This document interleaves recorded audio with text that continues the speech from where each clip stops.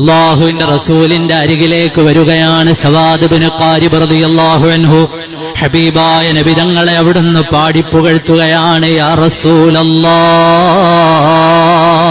ഹബീബായ നബി സല്ലല്ലാഹു അലൈഹി വസല്ലമ തങ്ങൾ മഹാന്മാരായ മുർസലുകളുടെ അത്യുന്നതമായ സ്ഥാനത്തുള്ളവരാണ്.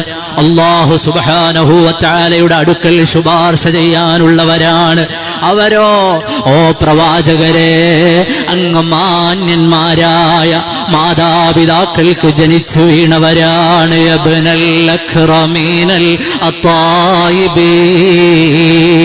പാടി പാടി വന്നിട്ടൊരു ചോദ്യമാണ്, വകുല്ലി ശഫീഅൻ യൗമ ലാ ദു ശഫാഅതി സിവാക ബിമുഗ്നിൻ അൻ സവാദ് ബിൻ ഖാരിബി.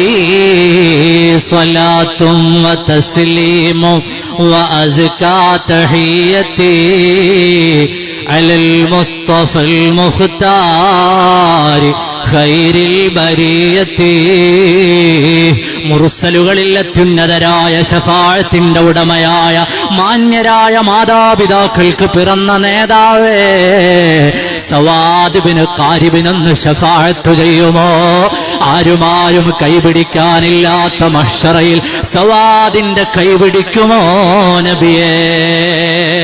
ഇതല്ലേ അശ്ശഫാഅത ഹബ് ലനാ ഫിൽ ഖിയാമത്തി മുഷ്ഫിഖാ വഹ്ലനാ ഇൻളാഅ സയ്യിദി ഖൈറൻ നബി.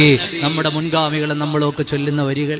സവാദ് ബിൻ ഖാരിബിന്റെ കൈയൊന്ന് പിടിക്കോ നബിയെ, ശഫാഅത്ത് ചെയ്യുമോ റസൂലേ എന്ന് സയ്യിദുനാ സവാദ് ബിൻ ഖാരിബ് റളിയല്ലാഹു അൻഹു ഹബീബായ നബി സല്ലല്ലാഹു അലൈഹി വസല്ലമ തങ്ങളുടെ മുന്നിൽ നിന്ന് പാടുന്ന ബൈത്തുകളാണ്.